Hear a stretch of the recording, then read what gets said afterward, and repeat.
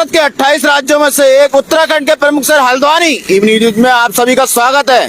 तमिलनाडु के पारंपरिक और संस्कृति के प्रतीक जल्लीकट्टू, जिसमें खेल के रूप में बदहवास बैल को काबू करना होता है और अपनी वीरता का परिचय देना पड़ता है, और जो ऐसा करता है उसे वीरता के रूप में सम्मान और पुरस्कार मिलता है। लेकिन होता क्या है, कभी कभी इस खेल में खिलाड़ी की मौत भी हो जाती है, तो मृतक के परिवार को 10 लाख रुपए का मुआवजा दिया जाएगा और घायल को 2 लाख रुपए दिए जाएंगे।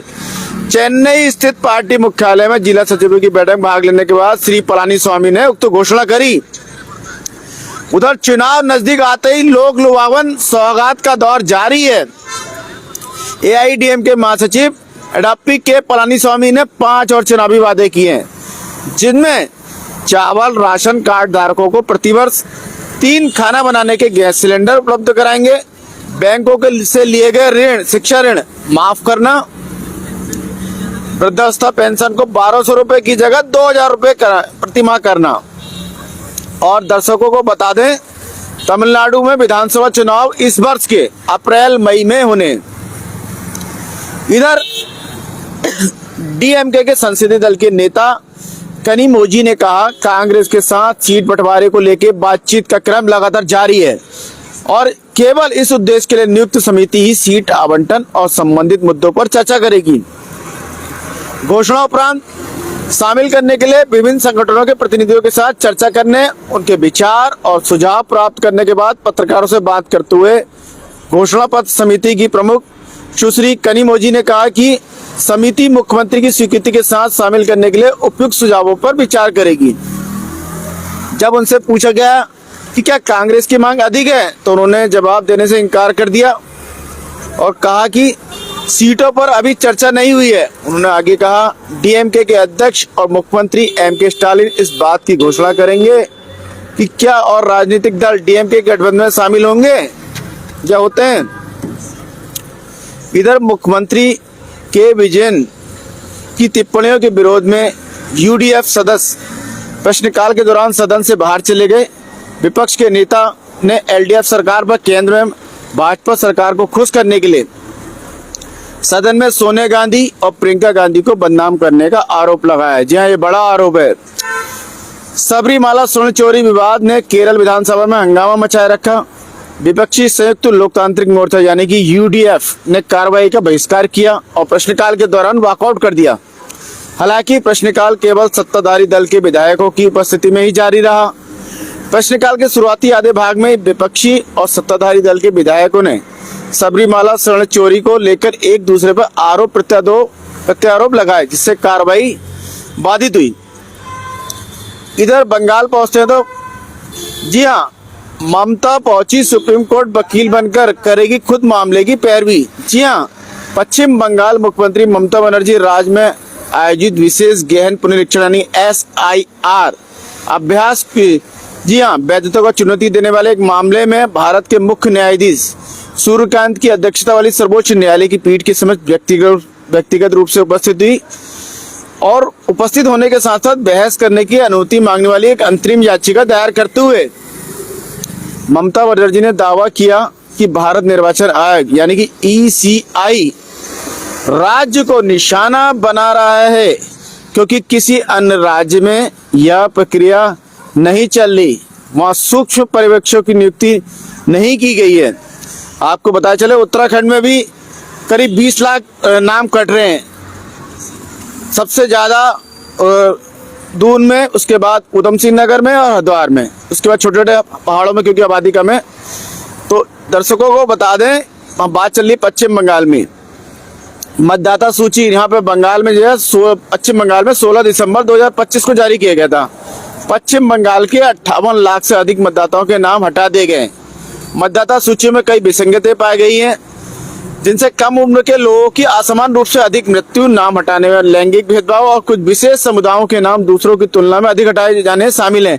ये बड़ा आरोप पश्चिम बंगाल की मुख्यमंत्री ममता बनर्जी ने लगाया है। इधर मणिपुर के नए सीएम ने शपथ ले ली।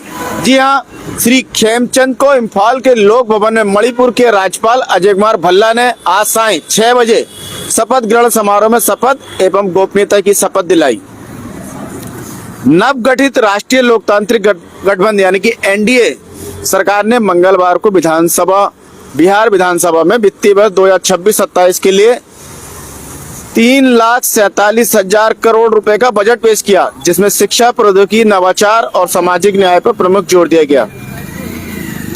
राज्य सरकार ने कहा कि उसे इस वर्ष लगभग 65,800 करोड़ रुपए का कर राजस्व प्राप्त होने की उम्मीद है। वित्त मंत्री विजेंद्र प्रसाद यादव ने कहा कि यह बजट पिछले वर्ष के 3.17 लाख करोड़ रुपए के आवंटन से लगभग 30,000 करोड़ रुपए अधिक है। इधर जम्मू कश्मीर के किश्तवाड़ में आतंकी टेररिस्ट अभियान में एक आतंकवादी मारा गया। जी हां, चेनाब घाटी के किश्तवाड़ जिले का मामला है। शाम का समय 5:45 का टाइम था। सेना की CIF, delta, Jammu Kashmir police और सीआरपीएफ के जवानों ने दिच्छर इलाके में चल रहे संयुक्त ऑपरेशन में भाग रहे टेररिस्टों से दोबारा संपर्क स्थापित किया। इधर पंजाब से खबर है, नशे के खिलाफ पैदल चलते हुए जागरूकता अभियान चलाएंगे पंजाब के राज्यपाल कटारिया। उन्होंने कहा, अभियान का उद्देश्य राज्य में मादक पदार्थों के दुरुपयोग के खिलाफ लड़ाई को मजबूत करना है। चंडीगढ़ में एक प्रेस कॉन्फ्रेंस में श्री कटारिया ने कहा, इस अभियान में तरन तारण, फिरोजपुर और फाजिल्का के सीमावर्ती जिलों में 4 दिवसीय जागरूकता पदयात्रा शामिल है, जिसका उद्देश्य मादक पदार्थों के खिलाफ जन भागीदारी जुटाना है। 9 फरवरी से पाकिस्तान के साथ अंतर्राष्ट्रीय सीमा से सटे पंजाब के 3 जिलों में एक गहन नशा विरोधी जागरूकता अभियान चलाया जाएगा। माना जा रहा है कि पंजाब सरकार का ये विशेष अभियान है क्योंकि पंजाब में नशे का बहुत ज्यादा चल रहा है। हाल ही में दक्षिण कोरिया की यात्रा के बाद देश के एक प्रतिनिधिमंडल ने 31 जनवरी 2025 को चंडीगढ़ में स्मार्ट खेती, उन्नत कृषि मशीनरी और जैव प्रौद्योगिकी में सहयोग कर पर चर्चा की, जो छोटे किसानों के लिए प्रौद्योगिकी आधारित समाधानों की दिशा में आगे बढ़ रहे पंजाब के साथ साझेदारी करने में मजबूत रुचि दर्शाता है। इधर अगर हम स्थानीय खबरों की बात करें तो रुद्रपुर में एक सुभाष नगर कॉलोनी में मारपीट हो गई। मारपीट जो है बच्चों के बीच का मामला, जिसमें एक महिला भी घायल हो गई। पुलिस ने कड़ा एक्शन लिया। सीओ प्रशांत कुमार, जी हाँ, सीओ सिटी प्रशांत कुमार खुद मौके पर पहुंचे और उन्होंने तगड़ा एक्शन लिया और साथ ही उन्होंने कहा कि इस पर कड़ी कार्रवाई होगी और उन्हें बाकायदा एफआईआर भी दर्ज की है। इधर आज सीएम धामी हल्द्वानी में आए। इससे पहले वो विकास नगर गए थे, जहां बस गिर गई थी। हिमाचल के यात्रियों की भरी थी बस, और उन्होंने सीएमओ को निर्देश दिए कि सभी लोगों को इनका प्रॉपर इलाज किया जाए, किसी पैसे की कोई कमी नहीं है। फिलहाल उसके बाद वहां से वो हेलीकॉप्टर से हल्द्वानी आई एफटीआई में। एफटीआई के बाद होटल अमरदीप पहुंचे, जहां पत्रकारों से बातचीत करते हुए सरकार के बजट वगैरह पे व्याख्यान और अपनी सरकार की उपलब्धियों को लेके उन्हें पूरी डिटेल के साथ पत्रकारों के साथ साझा करी। इधर जागृति सेवा संस्थान द्वारा आयोजित कथा अमृत, जी हाँ, कथा अमृत एमबी इंटर कॉलेज के मैदान में चल रही थी, जहां सीएम ने आधे घंटे वहां समय बिताया और भगवान को प्रणाम किया। इस मौके पर हजारों लोग उपस्थित थे। उसके बाद उन्होंने जमरानी बांध का निरीक्षण किया। जमरानी बांध के लिए गए, टनल के बाद फोटो वगैरह भी, फोटो सेशन भी हुआ और तमाम चीजें, उन्होंने नारेबाजी वगैरह और जय जयकार के नारे वगैरह भी लगे। इधर लोकल खबर में एक सनसनीखेज वार्ता ये हुई कि देर रात की घटना है, बड़े भाई ने छोटे भाई की हत्या कर दी।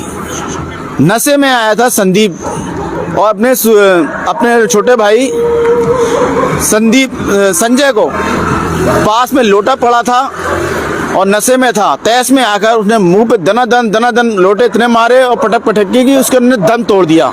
परिवार वालों ने किसी तरह पुलिस को सूचना दी। पुलिस ने सुबह उसे अरेस्ट किया। उसने बताया कि वो तैश में था और लगातार आर्थिक रूप से तंगी था, क्योंकि हम बताए चले उसने एक हत्या पहले भी कर रखी है किसी व्यापारी की, तो उसको लेके वो लगातार जमानत के लिए पैसे इकट्ठे कर रहा था। वो ऐसा उसका बताना था पुलिस को। एसपी सिटी मनोज कत्याल ने बयान दिया। तो साथ ही लगातार खबरें हम आपको देते रह रहे हैं। खबर संसार आपको हर अपडेट के साथ देते रह रहा है, तो जरूर बताएं कमेंट बॉक्स में आपको खबरें कैसे लग रही है। इसी के साथ जय हिंद।